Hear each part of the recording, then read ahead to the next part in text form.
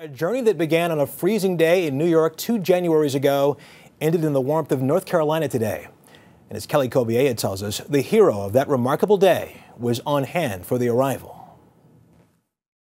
It looks like it's in relatively good shape until you look underneath in the back where we first struck the water. Captain Chesley Sullenberger has only seen the wreckage of Flight 1549, the flight that made him a hero, once before, in the salvage yard 2 years ago.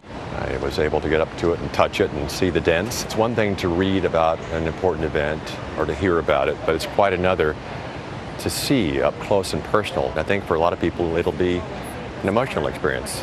For the people who stood on its wings that cold Thursday in January of 2009, the plane was a hero too, staying afloat just long enough for every last passenger to be rescued. Many, like Laura Zick, are seeing it for the first time since that day. It's almost comforting to have it, where it was supposed to arrive in the first place.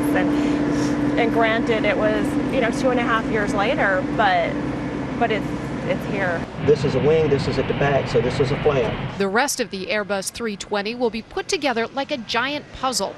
Crews collected everything, down to the newspapers under the seats. I think my boarding pass is still somewhere on it, so I'm hoping that as they go through the artifacts, that might be something I get back. The airplane is going to be conserved as opposed to restored. That means that any dents from the birds, dent from the tugboat, any damage that occurred in water is going to be there. You can't tell the story without the airplane. A story that still resonates nearly 2.5 years later. I think that's one of the things that people see when they see this is the potential for good in all of us.